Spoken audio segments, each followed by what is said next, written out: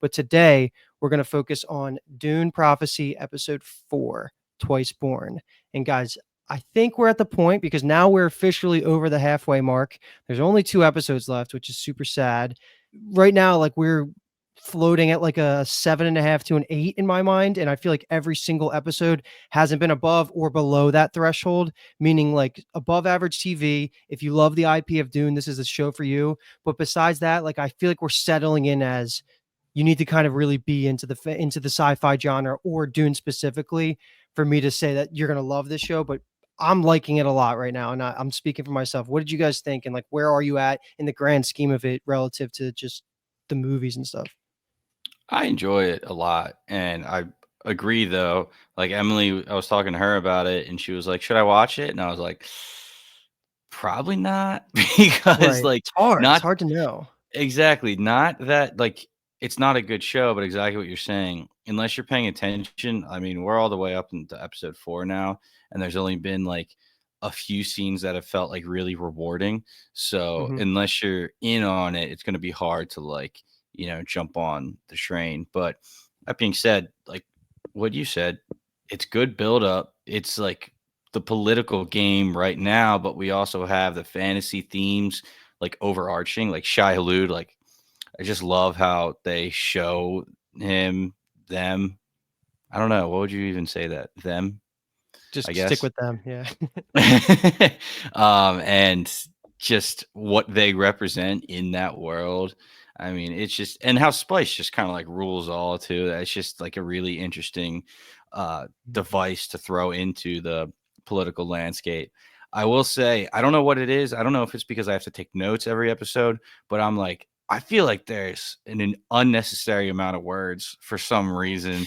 I can't nail it down, so it seems like a really dumb, nitpicky complaint there. I wouldn't even call it a complaint. Maybe it's just a tough show to take notes for, but there is just a bunch of talking. And as soon as they're done, it goes to another scene and picks up like right away. So no time to catch your breath. That being said, they needed to like kind of touch on everything to give us this good build up. The last 15 minutes of the episode were phenomenal. I mean, that's where, we Yep. got a few scenes that we're really going to dive in on. But if they keep giving like rewarding ends of episodes like that and really nail these last two, I think it could set it up really great. I don't know. We talked about it, not really sure the plans for the future, but they could either put like a really good stamp on it as a one season show or really tee it up for season 2. So I'm excited. Yeah, I'm in a weird spot where it's almost like I enjoy talking about the show more than I enjoy watching the show, I understand that weirdly. right? And I don't know how true that actually is, but that is almost the way it feels. Or at the very least, I feel like I enjoy my second watch plus our conversations more than I do my first watch of any of the episodes. I think it's again some of the thing we talked about last episode, and Paul, what you almost just ended on is I'm so aware of the fact that there's only 2 episodes left, Mm-hmm. and I'm probably a Anti. better way to say it, I'm getting less and less confident that like it's going to end in a way that feels like I'm satisfied. 2 episodes is technically a lot of time, but it just feels like they're going to have to be breakneck to end this season. Or like you're saying, Paul, if they're going to do another one, which seems like it's not known. And it's like, did they write it with the assumption they would just get a second one? Or did they write it where like this is their one shot to convince to have another one? And we'll So find out, I think, next episode where they're actually going with it. But I'm just kind of in that middle range with it. I mean, I would guess that it was set and sold to HBO as a limited series, but so was Shogun, and that got Yeah. expanded. So was Dark Matter, that got expanded. They could expand this, but it's so quiet online about this. Besides, of course, like the subreddits that are dedicated to talking about this, I don't see this show bumped anywhere, and it's HBO money. Like I would have expected to it have crossed my timelines outside of like of Bingetown stuff. Like I'm not really seeing it talked about much, and that's like the sad piece where I don't think HBO is going to be happy enough to blindly greenlight a season 2. But if they have another idea that's in the future, because we have a lot of time to work with, there's a whole nother set of characters, whole nother setting. I would be more into that than a season 2 of what we're getting specifically here, because it doesn't feel like they have a plan for enough material to go 2 seasons, or at least it wasn't incepted at the prologue. So I'd rather avoid that. But in terms of just how this was received online, right now it's this episode, so episode 4, and what is today, Monday? So 24 hours after, it's sitting at an 8.1, which is currently the highest of the season, but that'll come down a little bit. But it's going to settle in right in the range of 7.4 to like an 8. Like that's where every episode has settled in. It feels like we're very like, it's been consistent, I'll just say. But that aside, I do need to issue 2 corrections for us. Before we can move on to going into the actual episode. And the first one is just a cardinal sin on me and Kyle's part for being so confidently wrong about Albert Atreides. It's the best way to be wrong, though. Let's be honest. It is. So Albert Atreides, the survivor of Tola's massacre. We were just so confident that it was Ollie from Game of Thrones, but it was actually Oscar Tully from House of the Dragon, which much better character, much better guy, much better face. I can't believe we didn't call that out or Paul didn't call us out on that because we were just so wrong. But thank you for those who pointed it out. So I think YouTube or Discord, somebody pointed it out to us. And then the other thing I want to just talk about, and maybe this conversation will happen more in the episode itself, but trying to narrow down who specifically Harrow Harkonnen is. He still is calling Bobby Baratheon uncle, my great uncle, and he's still calling Tulla and Valia aunt, or at least he has referred to Tulla as aunt last episode, and he called Valia aunt again. So he's either Griffin's son that just popped up after like his, him going to the Landsrat and him like just doing things. I guess I thought he was old.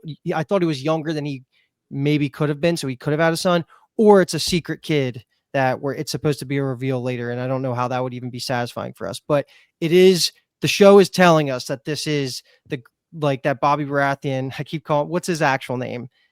Evgeny, yeah, is his great uncle. So I don't know. Is that where you guys landed to? Like we don't necessarily know who his parent is yet. I thought it was obvious that, yeah, he's using great for Evgeny and not great for Valia and Tulla. So that means something. Sure. Will we find out? I do not know. I mean, he's became a much bigger player kind of in this episode, so we'll see. Does Valia stay his truth sayer and he stays a character, or do we move back to Wallach 9? I don't really know, but I hope they address it at some point. I weirdly have high hopes for him. Harrow, right? Harrow Harkonnen. Mm-hmm. And I feel like we'll talk more about it when we get there, but I feel like he just keeps getting represented as like a bumbling idiot, and he's just like being manipulated and built up by Valia. But for some reason, I feel like he's gonna just like flip the switch and actually do everything that Valia is talking about, actually be hard and like elevate the house. Maybe, I don't even know. I feel like there's going to be like weird betrayal. Like he's just going to say, screw you to Valia and like take the power that she helped him escalate. I guess it's way too early on to be discussing theories without actually talking about the details of, the High Council and everything. But just have that in your head and be like, hey, is Paul right as we're talking about this? Or is he just talking bullshit like that ring again? All right, I'll make sure to call you out specifically when we get to that part. But let's crush the Wallach 9 storyline first, just because there isn't too many scenes here, and there's some hallucinations. So when you get hallucinations and dreams, that kind of is all just we're talking in metaphors and stuff. So let's rip through this, and basically where we're gonna just start this conversation off is all of the sisters are being plagued by what I'm assuming is Dorothea or something to do with either Dorothea or Lila directly, where they're all having these nightmares, and that eventually ends up into Tula trying to figure out what these dreams and nightmares symbolize. So then the following scene ends up being her just testing out what they're actually seeing. And we've been seeing the symbolism the entire show with the blue eyes, that it could be Desmond, it could be Paul Atreides from the movies in the future, it could be Lila herself. There's so many options of what it could be. But then, of course, the backdrop of Arrakis and Shai-Hulud is popping up all over the place, and this is super important to the sisters. So these kind of things are starting to be front and center for their storyline.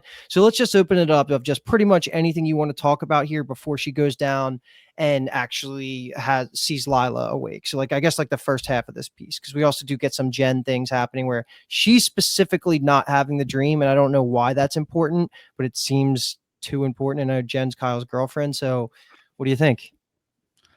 That feels directly related to Lila and Jen's relationship. It seemed like, not that it was like the strongest, but Jen seemed the most concerned about her. She was the one that kind of stood up to Tulla after Lila dies in the agony. So that feels like the hint to the audience that Lila is involved in this. Hmm. There's obviously other hints as well, but that seems to be very obvious. They made the point. She literally says, "I didn't have it." She's looking at the drawings at the end of the episode and trying to figure it out and things like that. So that it feels like it's gonna be kind of Lila, Dorothea, potentially third AI thing, almost like a war inside of the body that formerly known as Lila. Mm-hmm. So it's gonna be like Vision when his body got like it was basically Jarvis, Ultron, and Yeah. the Soul Stone all in one, just kind of fighting together. I could see it. I mean, Dorothea seems to have an influence, let's say, or maybe not, but they're interpreting the things that they're seeing. This being the sisters, most notably Emmeline, Mm-hmm. and that like they need to go back to Dorothea's teachings. Not entirely sure where that vein was discovered for Emmeline. Like I Hmm. don't know where that came from. I don't remember if she was more like that in the beginning. I was slightly confused as why. Like obviously having a prophetic dream, a traumatizing dream, like will maybe push her towards some type of spiritual journey potentially, but like what drove her to just like pick up Dorothea's torch specifically? No, that's a good question. Jen's been pushing back on everything, so it makes sense for her. But Emmeline got caught basically having a knife to her throat, and she was going to kill herself if she didn't get saved. So maybe that was enough for her to know that all these lies have been happening around her, and now she's starting to use Drew Singh or something to like have this awakening. I would have figured Jen would have been the one leading this charge based on like what we're Yeah. seeing here, but it does feel weird because Emmeline's using the cone of silence or whatever to start spreading this message. And this is where Kyle, I think I was hoping that the story was going to go all the way back in episode 1 when Dorothea was still alive. Like we were going to have this rift. It's weird that it's happening so much later with not a lot of time to develop it. And I don't even know, like, am I supposed to be rooting for the girls that are waking up to not follow Valia's mission? Like, I don't know what they want me to do as the audience because I'm definitely just here for mutual destruction of the sisterhood more so than because they're not Atreides, so I don't care. So it's like I don't know where I'm supposed to be rooting or what I'm supposed to be hoping happens here. It almost feels like this is like a third faction where Valia is almost like on her own kind of island with Theodosia. Tulla is kind of maybe not all the way in that boat, but she's throughout her life is married to Valia's decisions, actions, all that stuff. And yeah, I don't really know. I'm not against it at all. Mm-hmm. Like you're saying, it definitely adds a very intriguing element. I mean, Emmeline says in the art class, like God is watching us, judging us, the reckoning is here. We I guess don't really know how well known Dorothea is as like a figure. Like did they kind of martyrize or enshrine her a little bit where like even these people that weren't alive or in the sisterhood when she died, like they are aware of her and like maybe knew what she stood for. So like that would be the easy way for Emmeline to make that jump to like almost taking Mm-hmm. up her mantle. Is she getting more that we're not seeing? I don't really know. Yeah, when you talk about her speaking of the reckoning, that almost seems like what Dorothea would say. She would always preach and talk in those, prophesized terms and stuff like that. And Luke, to what you were saying, Emmeline, like she woke up with a knife at her throat, like somebody else controlling her. That's basically what happened to Dorothea. So there's definitely Mm-hmm. like a connection there. Maybe, yeah, Dorothea is the one that just jumped in there and is pushing all of these nightmares. And just to make a connection, Kyle, you were talking about, it's probably coming or possibly coming from Lila. It seemed like everybody at Wallach 9 was having these nightmares. Like, yes, the acolytes were having them first, but then even Tula had them. So, I don't want to assume that, Granny Avila like had them as well, or like some of the other mothers there. But we also didn't see Valia have them when she was off planet. So it really does seem like it is centered around, Valia, and that's seems to be like the key connection to it. And this goes right off the back of that, Paul. I don't know if you caught it because I don't even think they showed it in the subtitles. But when you first see Tula this episode, the whispering's going on, and it says "You Yeah. can't lie forever." So I don't think it had it in subtitles. But either way, that to me is just saying exactly what you're saying. Where Dorothea and her presence in the Reverend Mother sphere, I don't even know if that's like its own like plane of existence. It seems like it's here and it's spreading from there, and it's being led by that ideology, which all of the new acolytes who are anti-Valia are going to just cling to. And it just feels like a natural split that's going to happen. I just can't seem to think of what the resolution is going to be because the sisterhood needs to be together and more powerful than ever by the end of the series if they're going to survive 10,000 more years to control Paul in the future. Real quick, I do want to say that Valia at House Harkonnen also heard the whispering, and it said like you should have never come back. You're not wanted. So I don't know if the whispering that Tula was like hearing, like I thought that was a really cool reveal that they gave, that they actually could hear words and it wasn't just like random whispers. So I Mhm. thought this was more of a reveal that every time they do hear the whispers, they're actually getting shit like thrown in their ear and they're dealing with this like almost like verbal abuse from these whispers all the time. They're just like not showing it. Like my whole understanding of it is that when you become a Reverend Mother and you drink the blood of Shai Hulud, you get complete and permanent access to the memories of all of your ancestors. So what's to stop those memories from having some form of manipulation on the current living vessel is just how I take it. I don't know if Dorothea is a break to the rule where actual like motivations can be behind a mother that's already dead, or if this is just something that every single mother across all of Dune has to deal with. I don't know. They haven't made that clear because it seems like you're saying, like if Valia is also dealing with this issue with her own separate problem on a different planet, it almost feels like they're all going to be afflicted with this constant, like you're saying, like they could be hearing these voices all the time and they have to decide what to do. But I don't know. And Dorothea could be the exception, or she could just be like a case study of and showing the audience of like what's possible after you die as a sister. I'm matching two different thoughts here. This is kind of on the fly, but so Tula's full whisper quote is, "You're failing to do your part. You can't lie forever." That right there to me sums up like the insecurities that she has about herself. That's the fear that she has of herself, that she's not doing her part in what's going on. She can't hold up to these lies forever as well because she has a level of regret about the things that she's done. Valia's whispers are, again, you don't belong here and all that stuff. The only thing that she really fears, it seems, is her family and confronting the things that have happened in the past with her family. Emmeline, again, I don't remember if she was like, if we got enough background on her in the past. Like, did she come from a culture that was like highly religious? Only because like maybe the quote, the whispers that she hears and like the fear, essentially, that's the second part of this that she is manifesting is that God is watching us, judging us. Like, is that her fear that she's not living up to whatever type of expectation of like a god, whatever religion maybe that she comes from? And that one's really shoehorned in there because I'm just thinking of that right now. But I just think that connects to what Tula is talking about in the art class scene, let's say, where and then the art analysis later on with Sister Avila, where she's saying like the fear is what was driving them. The fear actually is what ended up waking them up.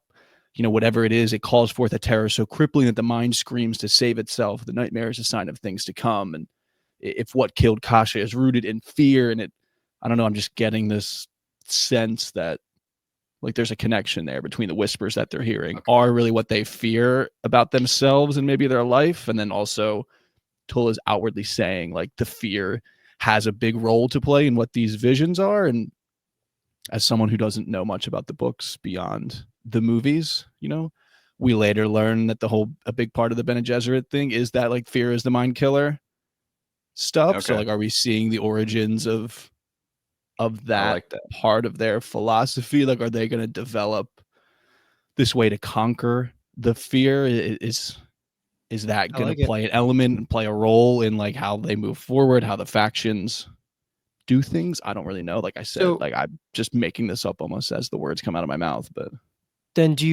so you're not attributing Dorothea's plan to any of this. It's all just happening at the same time to Lila.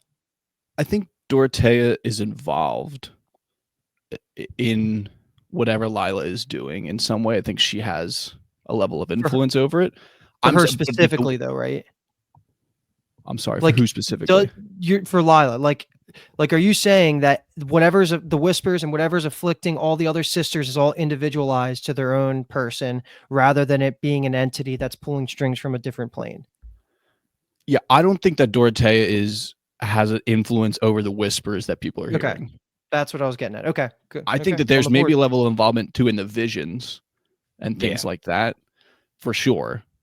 But the whisper stuff I feel like is tangential but not directly related. I kind Okay. of like that. They're like showing them at the same time, and you want to make the assumptions that they're the same, but they are two separate entities. Like the whispers might just be, like you're saying, a doorway that opens when you take the agony juice, but it's not necessarily a positive. Like it could just be this constant, like your inner fears are just verbalized in your head constantly, Mhm. which could be. I mean, you convinced me. Yeah, I mean, again, if it's this like biological experimentation, we're pushing the boundaries of what it means to be human. There's some type negative drawbacks from that. Maybe the, Yeah. the whispers, yeah, are a manifestation of that. And then we know that the sisterhood, is always improving and things like that. And, the next step in their evolution might be like the conquering of that fear. Again, I don't know how that really will play a role in what happens. It just feels like that was I know No, some quotes from the movie detector going off. yeah, you're trying to get to point B, and I think Yeah. that's a good pathway forward. I really like looping in the fears, the mind killer piece too. Um, but let's just take it home for the last scene here, in which we've already danced around. Is Tula going and waiting by Lila's side, and she eventually wakes up. Can't tell how much of her is behind her eyes. She seemed to have more than I thought she was going to. Like she's not just manipulated. Like she's not a manipulated just robot. Like she seemed to have some of her still there, but there's going to be more to that than just surface value, because she does have the blue eyes now, which you would expect. She's been living in spice. And then I thought it was such an incredible depiction of the breeding program when she lights up the AI and you saw all of the line, like the familial lines, like it looked like DNA. All that was really cool. What do you want to throw out there? Any guesses, like any thoughts here? I think this is going kind of how we thought, but they wanted to take home the point that Tola thought she was the one twice born, and it kind of comes true here. Yeah. And almost like in this vision, it feels like part of Tola thinks that she might be the reason for the reckoning too. I mean, just because what Emmeline is accusing her of in this dream, in this vision, is the things that we know that she's like afraid of in herself, where like been concealing the lies about Dorothea killing the Atreides. And I just thought it was odd that maybe not odd, but Emmeline says like, you're the reason for the reckoning and things like that. So It could be that for those reviving two Lila, right? those two things feel, they're not necessarily at odds, but yeah, like obviously I was like, whoa, okay, she said it. Like she was like, Yeah. you're the twice born, like you're gonna figure it out for us Mhm. after, or maybe even it's during the vision of almost accusing herself then of being the reason for the reckoning. It was just, I don't know what that's about.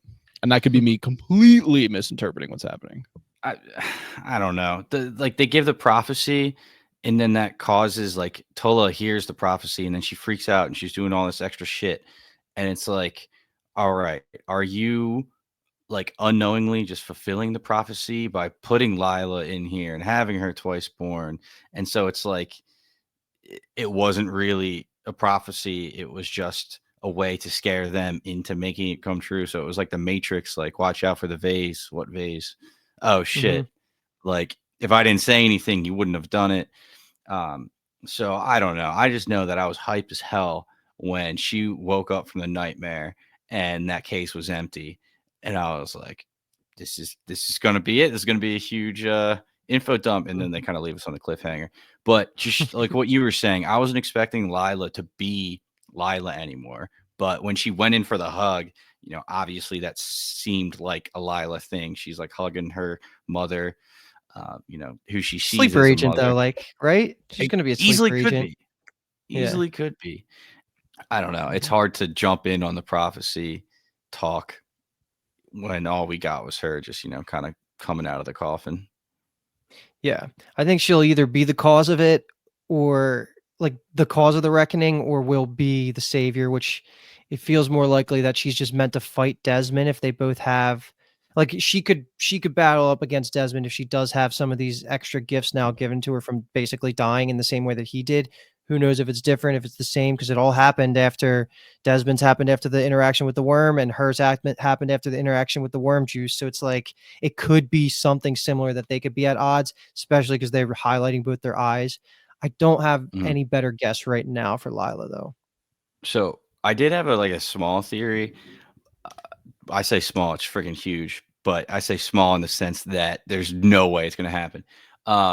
So when they were at the art class and they were doing their drawings, they had to take Spice first, and Mhm. then it felt like they were kind of taken over by Dorothea. I don't know, whatever was like in there, and obviously Lila, she only came back because Spice was thrown into her body. But I was trying to think like if that's the only way for Dorothea or somebody to like fully take over, like first they have to like I don't know if they have to go through the agony first or just have spice in them to be manipulated. But I just had some thought of like, what if Lila somehow infects all the acolytes with spice, like a bunch of spice, and then like, whoever is controlling them takes over all the acolytes, not just Lila. But for that to fully happen, maybe they do need to go through the agony first before they get hyped up on spice. So I don't know. I had a image of Lila like flooding the whole building with spice, and like then all of a sudden everybody's That's crazy. Directive everybody's number one when she wakes up is just like, okay, everyone's got to get super high, Mhm. yeah. and then step two. And We'll then they'll think hear about the that later. voice. So Yeah, I yeah, don't we'll know. think about step That, two later. that was my only thought with Lila there. Yeah, I don't know how to guess what she's gonna be like. It's just again, next episode better show us Mhm. what's Yeah. good with her. Like we can't take another episode. I wouldn't say another episode off, but we can't take an episode off essentially with what's good with her because we just need to know what she's capable of, what the mindset's like, Mhm. and then the whole Tola's mindset is interesting too because it's like, geez, man. She was like, "You can trust me" to her big sister when she left, and then within a day and a half, it's like, okay, all the little girls are joining a cult. Like Yeah. everyone's afraid. I just remade, I just reanimated some dead corpse with spice, and is she linked into the AI? I don't know. Our number one enemy, maybe of what we're trying to build, might be inside of her. Maybe is inside of the other acolytes. I'm not totally sure, but other than that, everything's cool. I didn't even think about like how is she going to explain this away? She told everybody that Lila was dead. They basically had a funeral and a goodbye session. How she's going to reintroduce is going to be such an issue, especially for Granny. What's her name? Granny Avila or something like Avila. that. Avila, yeah. Yeah. Avila, yeah. Oh yeah. But yeah, She's that's I guess, I mean, nothing says she has to tell people. So maybe it's yeah. just Lila's down there, like, here's what we need to do. And Tola's like, all right, and heads upstairs and it's like, all right, I maybe. figured it out. Yeah, I don't know. Yeah. Just I kind of mean, passing off Lila's ideas as her own. I'm getting like so frustrated that the head of the sisterhood, and I get that this is the whole point, but like the head of the sisterhood, Lila, Valia, I'm sorry, and Tulla, the two top dogs, break every single rule whenever they turn around. And it's just like, how is the sisterhood even still functioning if the leaders are just preaching one thing to their followers Mhm. and then they're doing others? So that could easily lead to the huge rifts. I mean, not That's only, the point. yeah, exactly. And then, yeah, exactly. Valia is kind of pissing me off with the shit that she's doing with the Adoja too, but we'll theorize about that later. We danced around it, but didn't fully mention it that Valia says in the voice message she's going to send Tola that she had a dream. She doesn't talk about what it was. She says, like, I had a dream, and is basically asking her to come to, I'm so bad, Solution Salusa Secundus. Secundus, yeah. Yeah. So we didn't get any details on what that was, but she does mention that I had a dream. So Oh, forgot about that. yeah. But So she they never might have all sends had it, a right? dream. No, ends she up doesn't breaking the send it. message or whatever. Yeah. Yeah. So Hmm. who can say? But things are happening on the Wallach 9. Things are splitting. It just because again with just maybe my final point here with the Emmeline stuff, slightly confused because she says that she still seems to believe the idea that Dorothea died from grief. She was truth saying on Tulla when Tulla tells the lie. Mhm. Did she actually see through the lie in that moment and is maybe lying to the other acolytes in the Cone of Silence cult meeting? Number one, Why maybe would that's she too do big that of though? a bomb to drop on the first meeting just to ensure participation for meeting 2 and going forward. I don't know, but Yeah. I'm curious to see if that will become a thing. Yeah. Could be. Maybe the Also, experts also don't get detected their lies or something. I don't know. All right. So let's jump into the second planet here. Kyle said Salusa Secundus. So we're going to go through the rest of the episode here. I'll try and rip through a couple of these things because the beginning couple of scenes are just straight up the planning phase where we have great uncle Bobby B and Harrow, the nephew. They're just talking about their relationship with Valia and how she has shunned her family, decided not to give him a truth sayer. We've been curious about that point for a while now, and she wants to honor them by being the mother superior that will also be their personal truth sayer. So that's like probably one of the biggest just glow ups you can have in the political sphere right now. And so she's going to sit on their side just so that it can eventually help Harrow become part of the High Council and the Harkonnens will be back. Like that's kind of her part of the plan. Coupling that along with Sister Michaela, who tells Theodosia that the rebel plan's like all a go, like that. All the pieces are in place there. What they eventually want to do is just prevent the assassination attempt in the throne room from happening, and then they're going to take the credit for it, and then the Emperor is going to give more power to the sisters again. Everybody's going to be happy on their side, and the bonus added to this is that Valia is going to get to put away. It's going to get to blame an Atreides. So that's like just all the planning pieces right in the beginning, and things start happening really fast. Like we see the spreading of the plans from all the sisters immediately to all the High Council members. So that was like well done because we didn't need to waste time on those conversations. And it does seem like they consolidate their power. They come to House Harkonnen and they offer Harrow a place on the High Council in exchange for accusing the Emperor for killing Pruitt. So that's the whole setup for this and all the politics that go into it. I love this stuff. I wish we could have had 10 episodes so we could have broken this down a little bit more. Like they named a bunch of high houses, great houses that probably don't mean anything to us for the podcast purposes, but it is nice to have that world building. But what do you guys think about the setup of all this before we start getting to the fun stuff? Decent plan. Mm-hmm. Yeah, I agree. Totally. she wasn't the only one that had it though. I think Mhm. it worked out in the end. Desmond obviously thinking along the same lines. No, I mean it was just really cool to see like the transaction of like giving over a bomb machine, high thinking machine, and that shit. Just because they was talking about how he had to lay low. I hate when like movies just kind of like throw shit out there and like, oh, I got this. At least they made an effort to say it wasn't easy and I'll do everything you want and more. So it brought brought mapping out the throne room back into play too, which I was happy about. It wasn't just like he was doing that to get plans and then it led to nothing. The programming of it was pretty cool as well. So Yeah.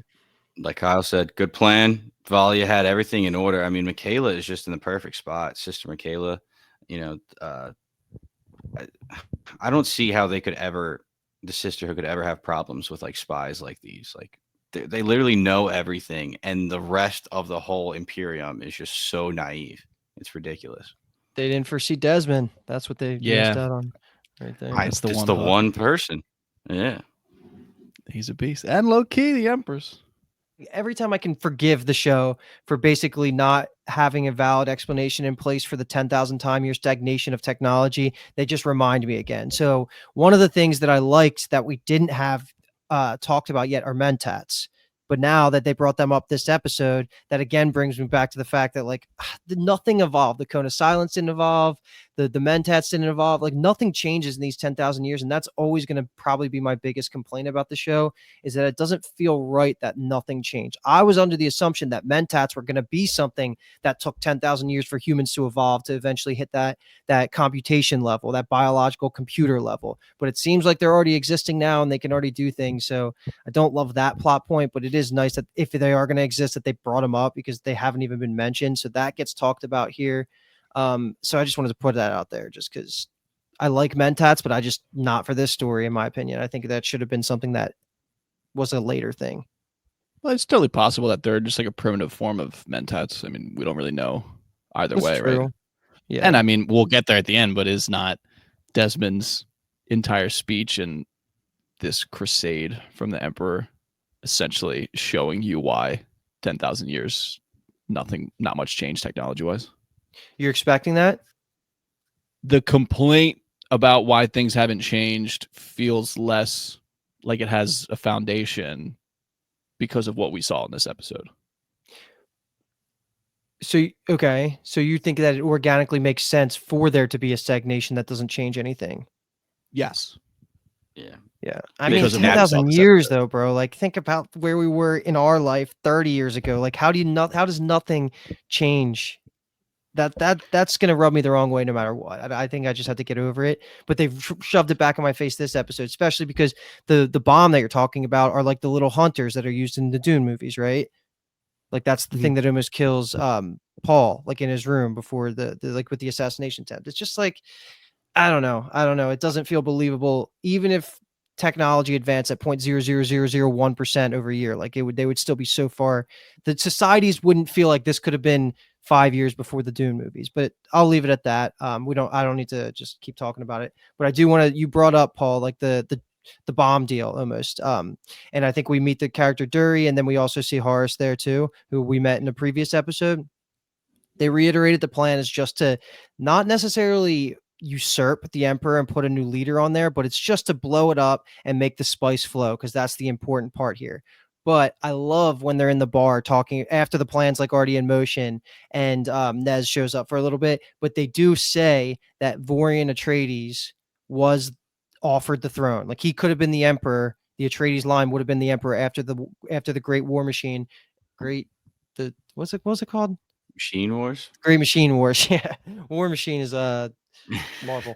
Yeah. But yeah, so like I like that they brought that up because there's a reason that the Carinos became the emperors and not the heroes of the war being the Atreides. So I like that they said that. And they confirmed that that Oscar Tully, the survivor of Tulla's massacre, was the father of Kieran. So that was all very important, just information to put out there for us.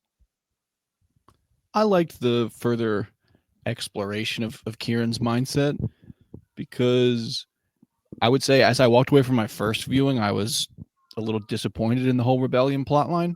I thought it would give us more than what it gave us, kind of just being, fairly easily stamped out by Desmond in this episode.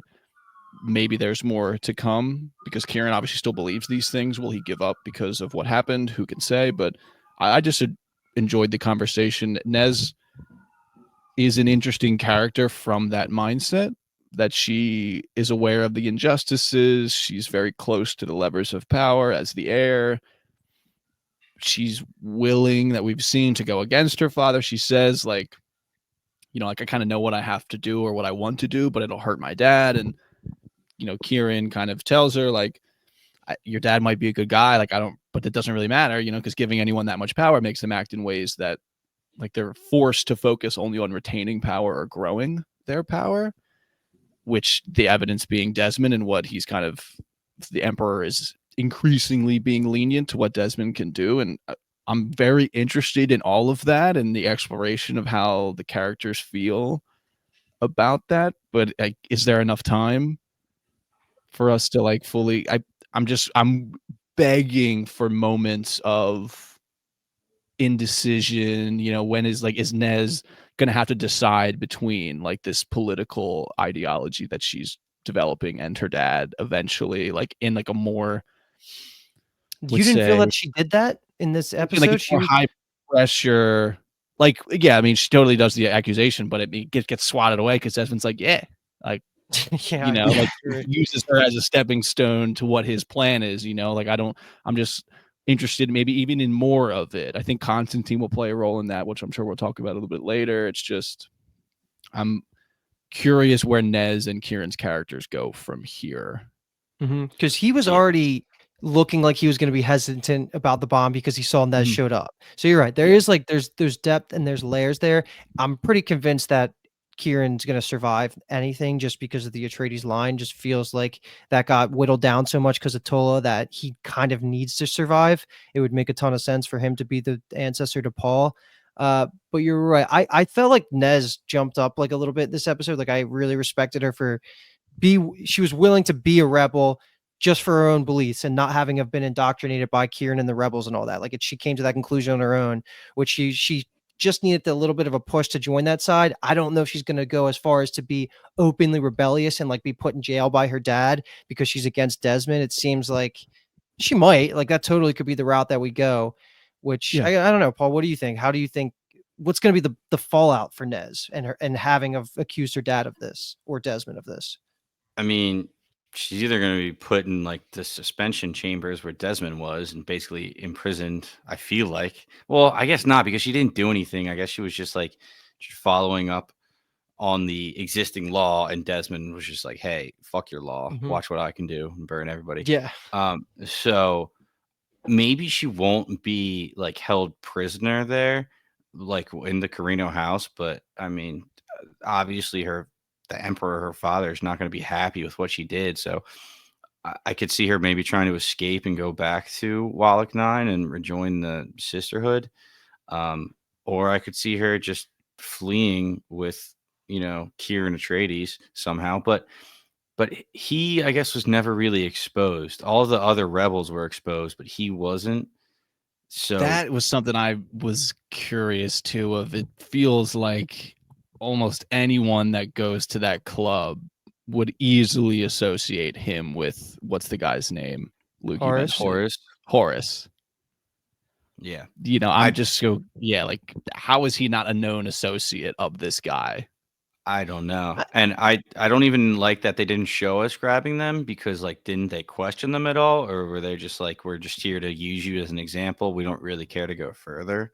We're just trying to make a scene. But I totally agree. Like even Nez being in there and like the conversation Kieran started to have, I was like, what are you saying to her? Are you saying that you're planning to blow Mhm. up the Emperor? Like it was the Yeah, dumbest. Like when he was I, like, you know, you should really just tell him what's on your mind as soon as possible because and the subtext being because I'm gonna blow him up tomorrow. yeah, he Like, starts go make talking your of peace with your dad ASAP. Like, no other yeah, reason. Just you should really do that your before father's I a blow him good to man. smithereens. Yeah, like no doubt. But you give any person that much power, the only path forward is how to preserve it. So I'm like, are you telling her that you have an issue with her father, the emperor, and are planning on taking him out? I was so confused about how he was just risking everything, putting the cards on the table the night before, like the He's in big love, bomb. bro. He's in love.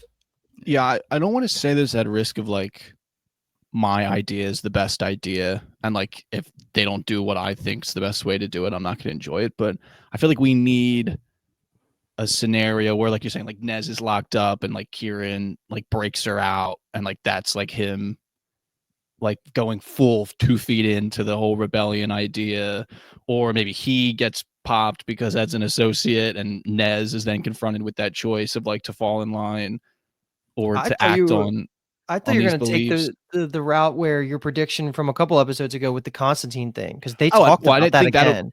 that'll be downstream. I think Constantine. It felt like this episode for me was his role in it was like how far is he willing to go against his father? Like, you know, banging chicks and doing spice is one thing to be like the disappointment of the family, but like actually moving against him politically with like these level of ramifications, I think he's gonna be the kind of what's the right way, like the broken gear almost of like he's gonna like step out into the hallway as Kieran and Yeah. Nez are running He's gonna away, have you a know what I moment. mean? Yeah, And yeah, he's like yeah. He'll have a unhand moment. her, and you know Kieran's Mhm. got to kill him. You know, like I said a couple episodes ago, that's how I feel like it's going to happen. But I'm just more like these two characters, Kieran and Nez, feels like they're in this story to have this like emotional like decision that needs to be made. Kieran is very, because they talk about it. Michaela's like, can you do this? Like, can you actually do it? And he got kind of bailed out almost this episode of not having to do it. So will he be confronted with that again in the next 2 episodes? Like, I really hope so. That was so funny. One of the last things Kieran says to Nez is like, my father told me chaos can strike at any moment. Better to act than not to act. And then he gets to the last scene and he just totally doesn't act. Just turns around and walks away. Not saying acting would have been like the best thing to do in that situation, but I was just like, this speech that you're giving Nez, not doing it for me. I don't understand what you guys are talking about. Yeah. I guess I'm just really interested in the two of them and like what could be there, like the potential. You know what's funny? Their storylines. You're saying that, and I still feel like in just pound for pound screen time wise, I thought Ori and Tola, like a young Tola and Ori, were a much better heartbeat to a show that I could have gotten behind. I agree. But just like this is who we have. You know what I mean? Like these is who's left. This is what we have. Yeah. In that vein. So I want more out of it. I expect not enough time to develop the relationship. And like, like I said, I care about the Atreides name and that's pretty much it. But even like, he's like, coasting on that right now.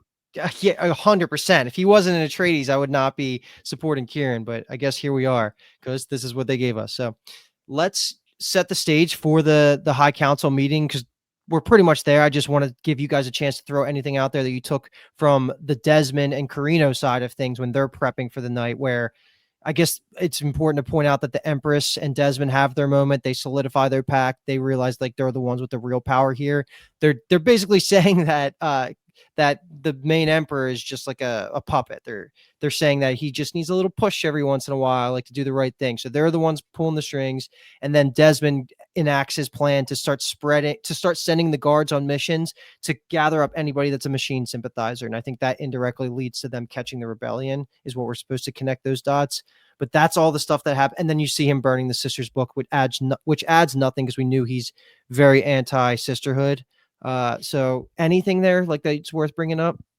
Oh, that's interesting with the adds nothing, only because it caught my eye where he kind of reads what you seek is seeking you and then kind of chuckles. That's like the only part of the content that he actually engaged with. And I don't know if that's a breadcrumb for us in some sense of the word, but I honestly enjoyed the conversation between him and the Emperor because again, it just explores that idea that we've talked about a lot, that the Emperor is just this guy that's on the seat and everyone just sees him as a puppet that they can manipulate in their own ways. I really liked when he even says it. He's, like my ancestors were great men, my father did all these things, but like everyone just sees me as a beneficiary of the bloodline. He's the perfect mark for someone like Desmond, for someone like the Empress, because Desmond totally puts himself out there as like I'm for you, like I'm your guy, but I think Desmond is totally aware of the Emperor's failings as an individual. I was just going to reiterate our old theory that Desmond keeps saying what I'm doing for the best of the Imperium, which in his eyes could be a truth, but it's not the whole truth because what he wants is to destroy the sisterhood, which in his eyes is best for the Imperium. So when he's sitting there ripping the pages out of the book and, they come and talk to him, in my eyes, again, this was just him saying, yeah, I'm here. I'm happy that I'm helping you. And in turn, you're helping me. But he's so focused on the sisterhood that he's literally burning the pages of the book. And to your point, Kyle, the quote that he said where he chuckles at, he was, in my eyes, I could see it as he is seeking to destroy the sisterhood. And in turn, Valia is seeking to destroy him. So that's why he was like, look at that. I guess you were right. You were onto something here. And then burns it and like chuckles. So yeah, I think he is using the Emperor just as everybody else is, just as Valia is trying to use the Emperor and the Queen. Is there a world where he wants to destroy the sisterhood?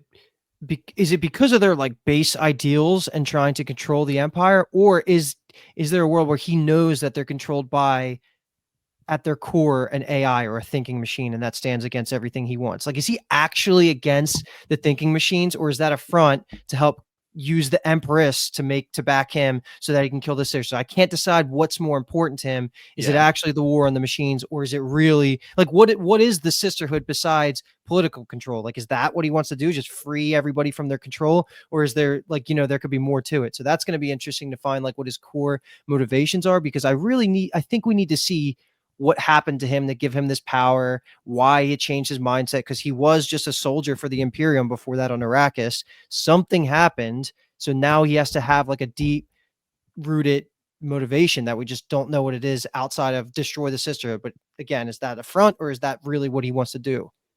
Yeah, I mean, because there's just so many avenues it feels like for him, where it's because we talked about last episode that kind of what happened to Lila happened to him. Let's say that's our working assumption at the moment. He went through the agony with the goo juice, with the water of life, and was revived by spice. And is he seeing any types of visions that's telling him to do things, or like is it less nefarious than that? Almost like, is he working with other people?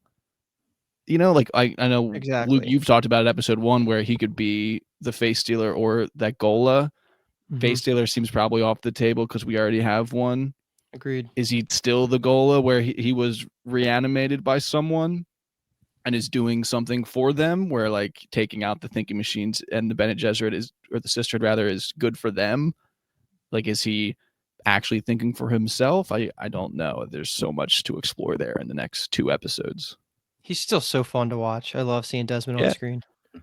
I think in the end, his genetic background reveal will just be the key to all of this. Who is he? His motivations might come from that, along with what he saw when he was swallowed. We kind of saw a slight vision of that towards the end, but we didn't get too much information out of it. We just keep seeing being swallowed and then those 2 glowing eyes at the end. So I'm like thinking, did Shia LaBeouf swallow machines and this machine's just been like living in it? But that's feels like a too dumb of an answer. Throw that one out. It's 100%. Throw it out. My last comment, I guess, before we get into like the Super Bowl of the episode, maybe let's say, is I love that he just has a desk. He has like an office. It just makes me laugh. It seems so stupid. Like, what is he doing in there at a desk? Like, That's going he on those doesn't seem like papers. like he doesn't seem like a desk guy. He's more of an action No. guy. So it's just so funny that they're like, "We'll set you up with a desk. We'll get you an office with a window, like maybe a mini cooler with some refreshments." I think it was just the rat race. Kasha's old office, but it is still funny. It's not like, oh, just capturing all those rebels led to a lot of paperwork. Gotta get these filled out. Now he's just like a bureaucrat who just unintentionally became too important, so now all he has to do is paperwork. Yeah. That would be But hilarious. let's just open the floodgates. Like we're dancing around this too. Just the whole scene in the throne room, if we want to call it that. Like the night before, we do see Nez recruiting Constantine to the plan. Skip ahead to the actual day itself. Nez drops the bomb, and then Desmond gives the speech of the episode. I really enjoyed this. I just felt like maybe it doesn't have like the weight of like a legit like amazing Game of Thrones scene, but it felt like this scene was the culmination of everything we saw with Desmond's character, and we finally got to see him just be very open about his abilities. I know I was incorrect in the past. I think I was incorrect about him having to actually physically touch his eye, but what's going on, and we get confirmed here, is that when he uses his ability to burn people, he's taking some of the pain onto himself, and we see that like what his back looks like after this whole scene, like with the Emperor later. Crazy. Didn't necessarily guess that, but I'm still confused at how he's able to use this ability. Like, of course, I'm confused at how he's able to use the ability, but like, why is it allow him to extend it to Kasha, who's across the galaxy? Like, how much range does he have? What is the limit? Like, is it just until his biological body gives out? Where did he get this? There's so many questions. It is a really cool ability, but we have to be careful about this because nobody has this in the Dune movies. Like, where does it go? Why is the ability not still around? This could open up so many plot holes for the future, but as of right now, it's cool as shit. Like just being able to just burn people alive, just like with your thoughts. And then the speech itself was so good. So whatever you guys want to talk about there. Man, it's so tough because I'm thinking the same thing that you just said. There's no magic, right? Like these people either had to like have ingested something ahead of time, or it's directly coming from Desmond right there in that moment. But Desmond's burning some people that he's not even looking directly at. I know Mhm. he did the humming this episode, so I don't know if that had anything to do with it. I don't know if that was supposed to be like the reminiscent of a trigger, if that was like he's a machine. We have that theory going, and that's just like an AI running and like humming, like. But that's just again, just seems like it's pulling at straws there. But I was trying to think what everybody who was burned had in common. And the only thing that I could come up with was that they touched thinking machines, because it was all the rebels who were there, and even the one bureaucrat, the head of the house that burned, he was shown in a scene at the bar being handed a thinking machine that was like paraphernalia, basically. So that was my only thing. And then obviously we saw Pruitt. He was touching a thinking machine, his toy. But then how does Kasha come into it? Was she in doing anything? Episode 1, I'm not exactly sure. I don't know if she knows about Anarule, and if Anarule counts as a high thinking machine, because she was on Wallach 9, and that's where Anarule is. But Dahlia probably would have burned up then with that. yeah, no, I agree. So I'm just trying to make a connection, and I'm That's not coming up with better than anything what here. I got, because I straight up thought it was just like the conspirators and he can just pick, because my question went back to like, why didn't Harrow burn? All of the great houses that went to him to recruit him burned, right? Like, well, Yeah. not all No, of them, it No, was only a the only couple one, just of them. one. like Paul mentioned, and Maro actually called this out too in the Discord, that it's the one head of house who has the thing. He looks like a jellyfish, and he like hands it to his second in command guy almost, and that guy gets marched into the room, and that noble has like a reaction to it where he's like, "Oh shit." Yeah, and then he gets Dude, burned I as think you're well. on to it. I think that is going to be the answer then, because his deep-rooted hatred could straight up just be that. He hates the thinking machines. He hates the sisters because they use one. Go ahead. And is the self-harm that he gets because he is also a thinking machine, but he doesn't really know it. That's, yeah, I I would mean, love the exploration of him realizing that he himself is a thinking machine. that's, Where Wow. like he has I this didn't whole speech in front of the whole great council that's yeah. like, we have to draw a hard line in the sand, like no thinking machines. Like the emperor is the guy. If you're against that, like we will kill you. And then like Okay. if he realizes that he is a fucking thinking machine, is he gonna be like, well, hard line, or is he gonna be like, well, I'm different? Well, I was on Luke's train initially. He was kind of bringing it up, like, what if he is a machine, Desmond is a machine, and he's using this no machines as a front, just to like, who would ever think he is one if he's Yeah, trying. okay, so he knows.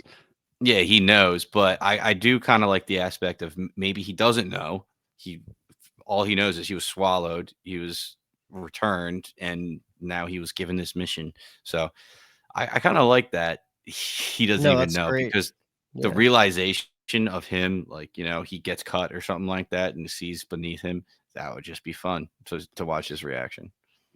One thing that I read on the internet, so I can't take, what's the word? Credit. Credit's the word I was looking for. I didn't want to give it away, so I couldn't even think of the word. But was that so Desmond is very anti-thinking machine, right? So his actions so far have really knocked down House Richese, that we know is kind of this like, they like to make machines, things like that. So they now Mhm. have like a lower standing, their heir's dead, all of those things. They're afraid of the emperor, so they're kind of been brought to heel.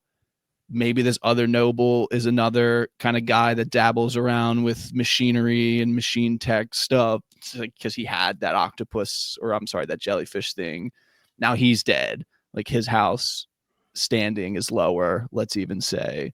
That guy who was the Ixian Durian, like we're just reading a little bit outside of what the show's giving us, is like that planet does a lot of like machinery stuff, and they make machines and things like that. So like, is this the war between the mechanical engineering and tech evolution versus like the biological stuff? Like, is Desmond the creation of a house or like a planet or like a people that is like going the biological technology development thing, and like he is like their not leader but like best experiment at the moment, and like they're using him to wipe out all of the tech competition that's on the other side, that's the actual like mechanical thinking machine part. And So that's why like they end up winning that battle. So then like that's why society over the 10,000 years it does the biological development of tech stuff, while the machine, because the machine people lose the war, let's say almost the hidden war that's happening in this show. That will solve so many issues for me if we go that route and Yeah. it sticks to I landing. think I extrapolated a little bit onto like my own thoughts, but that idea of like these houses are established ones that make metal machines and thinking machines, and that maybe there's a house that's doing biological stuff was something that someone said, and now I'm thinking like, yeah, that would make sense if that's like part of the undertone of this whole show, is that's like the hidden war that's happening. Are you too much credit to the writers, or is this the long con? They're just playing this for me. Maybe, yeah. Yeah, I that just- sounded great. I just want to know what the like fine line of a thinking machine is, because obviously they have technology, but they're fine with like the shields and everything. But like, how is a ship? Like, is a ship completely mechanical in the sense that there's no computers on and everything? Like, it has to be steered. Like, it has no autopilot. Like, yes. I want to know. The answer to that is yes, because they basically, how you get around in space is you trip balls on Spice and you blindly just follow the path forward that leads to safety. Like that's the Wait, whole reason really? Spice is, yeah, the reason that Spice is there's no way to do long distance space travel with the lack of technology. So the way they do it is they have the space guild trips balls, and like they can see the path forward of what brings you to safety. So that's the whole reason why Spice is valuable, and it pairs with the lack of technology. So it's exactly what you're thinking. Like you can't just blindly go into space like a car and just mechanically drive around. Like you'll just go nowhere. So that's the whole Okay. purpose of the Spice. Yeah. Gotcha. That I totally missed that in the Space Guild. But Mhm. my only other comment on that is, it seems like every thinking machine that they like are referring to has that blue glow to it, which we see the eyes have. So, I don't know if it's only a thinking machine if it has that blue tint to it. It is some type of functionality. I don't know. I think that's a coincidence, just because the blue eyes is definitely Spice related versus the thinking machine. Maybe it's a parallel that they're trying to indirectly draw so that it makes it more interesting, but I don't know if that's a cinematography thing or a coincidence. Yeah, part of me thinks maybe too that's like a perspective thing, not like necessarily a dishonest narrator, but like people are seeing the eyes and like they're hearing the voice as this mechanical thing in these visions and stuff, but it's not actually mechanical. It's just like they're almost tricking themselves and like assuming that it should be like that. So that's how they hear it. I don't know. The blue eye thing is, again, we got 2 episodes, man. There's a lot of stuff we want to see happen and explain. So, And let me just say, the last scene after the council, the only thing that we haven't touched is just Valia going back to the Harkonnen. I've been calling it the embassy because that's what it feels like. I think Uncle Bobby B dies here. And you already mentioned it, Paul, but I thought this was one of the coolest low-key moments of the entire episode, is the fact that Valia got the blood sample. So they're going to trace it back in the breeding index. I cannot wait to see what answer they come up with using his DNA to see who he tracks back to. It might just say nobody, like he's like created, or like we're saying, like it could be partially mechanical or engineered in some way. That's Ori cool. Atreides. Yeah, it could be. I mean, That would be sure. insane. Tola Harkonnen, mother. And then great times 10,000 grandson, Paul Atreides. Just let me. The Griffin is a face dancer for a second in the form of Theodosia, which I mentioned earlier. I didn't think it was actually going to come into play when I was really talking about it, but this is exactly what they are. Is they have the ability to shapeshift, and they get some of the memories too. That's the important part, is how she could talk to him like she's Griffin. You have some of the surface level memories and thoughts and stuff. So that's like one of the cooler parts. I don't even know enough lore about the face dancers to really like dive into it, but just know that like I'm pretty shocked that they gave us one, but it's an overpowered ability. Like she's crazy. And that's Yeah. why she said earlier in this episode, like, why'd you bring me here? And Valia's like, you know why I brought you here. Like We laughed about it at the end of last episode where like we were saying that we hoped Valia's quote unquote sacrifice was just to go back to her family for the holidays, but it literally turned out to be that essentially. yeah, it I- was. I almost like couldn't take it super seriously that Theodosia was like, I understand it now what it took for you to come back here. If you're willing to make the sacrifice, so will I. But I guess in the grand scheme of things, like someone objectively taking a step back and looking at Valia's life, it was obviously hard for her to like come back and face the fam, let's say. Mhm. But it felt like those sacrifices aren't exactly equal. No, not at all. And we were talking about, why in the beginning was Valia not giving House Harkonnen a truth sayer. Seems like she was just waiting for a moment where she could use them. She was just keeping them Mhm. in the back pocket. She hates them, so she didn't want them to flourish, kind of, is what I was getting. And then she was just kind of waiting for the moment. And this was the desperation moment where she goes back. She had this whole plan with Harrow, like rising to be on the High Council. Probably she had that for a while and was just waiting to elevate the house. But I it just think worked so. out with the Richeses, yeah, and how they bailed. But I'm just so intrigued by Harrow Harkonnen and what he's gonna do now, because we got this like weird parallel between Javico. I'm still not sure how to pronounce it. The Emperor Question Yeah, Carino. mark. yeah. Mm. And hey, he's telling Desmond about like, oh, like my father, my grandfathers, they were great men. Now they just see me and they just see how I'm beneficiary of my house and my bloodline. And that was like a weird parallel to me, to Harrow, and how he's, a disgraced house and how he's sick of being looked down on. So I wonder if he's just going to flip the switch somehow and be like, you know what, I'm taking over, and just get elevated and ride it all the way to the top. And that's how the Harkonnens are, thriving later on. Is this a Harrow Harkonnen becomes Harrow Carino, the first of his name, Padishah Emperor of the known universe? Oh, I guess I'm mixing them up because I'm forgetting that the Carinos were still in power all the way Oh. at the first movie, right? We did talk about how over that time it's totally could have happened that they just took the name Carino because it had the strength and the gravitas, for like the stability factor, but they really weren't Carinos. So Yeah. I mean, they did say first of his name, right? When they were introducing him. for Haviko, yeah. Yeah. What if he takes the So- name Haviko? Oh my god. He becomes I- Haviko the I don't- second.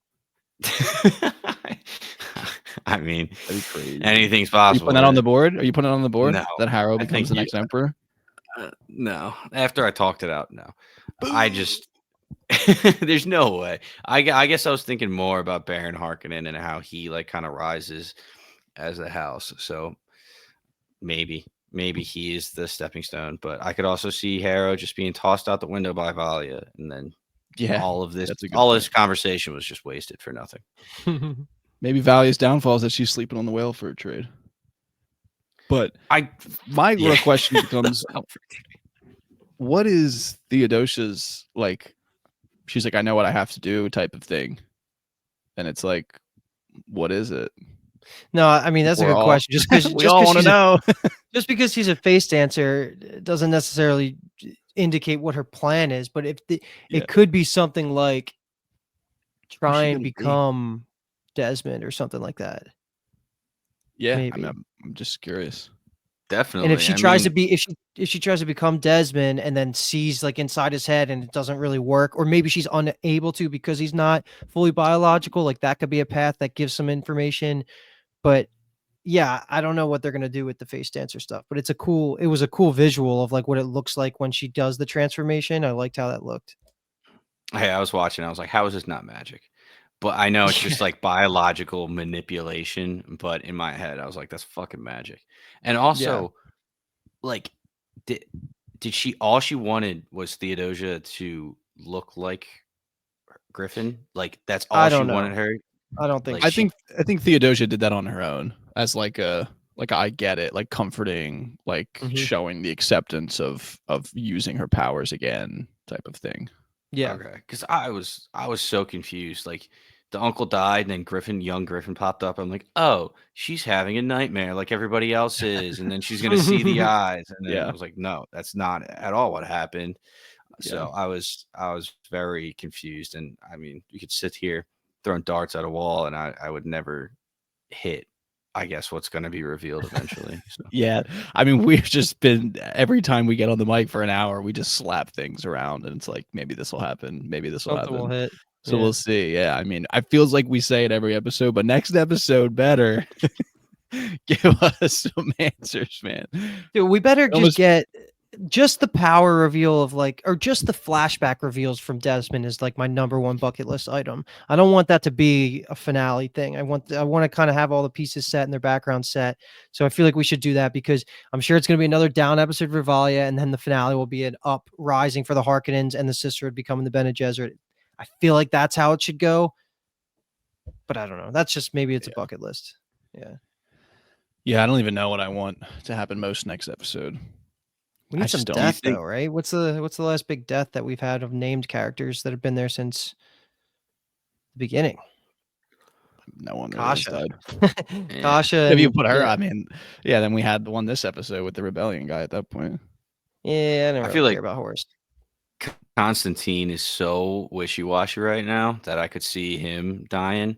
Because yeah. all he needed was one little bit of positive affirmation, and he's going with whoever's given that plan.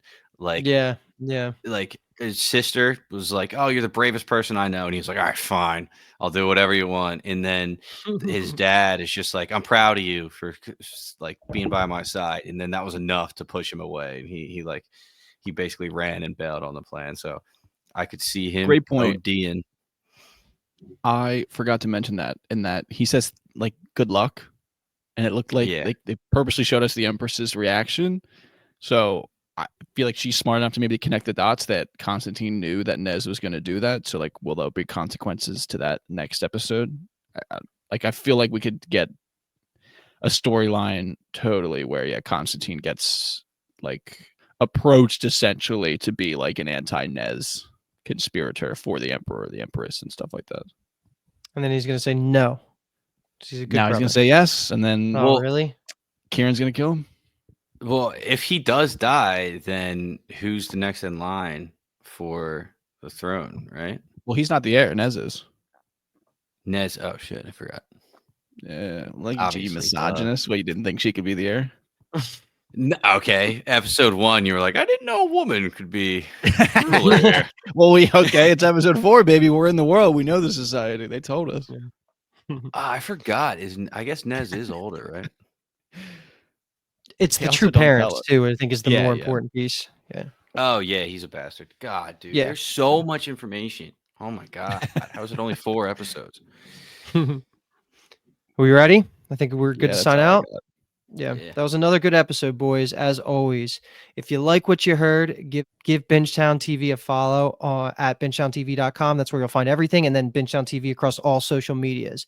We cover so much more than Dune that if you've listened this far, you like us, you probably are aware of our other channels, but we just finished covering MGM Plus's From. We just finished Arcane, which was a banger. We're currently covering Silo, and in the next 2 or 3 months, we'll be covering Dexter, Original Sin, Severance, season 2, Yellow Jacket, season 3, White Lotus, season 3, The Traders. Like, we do so many things.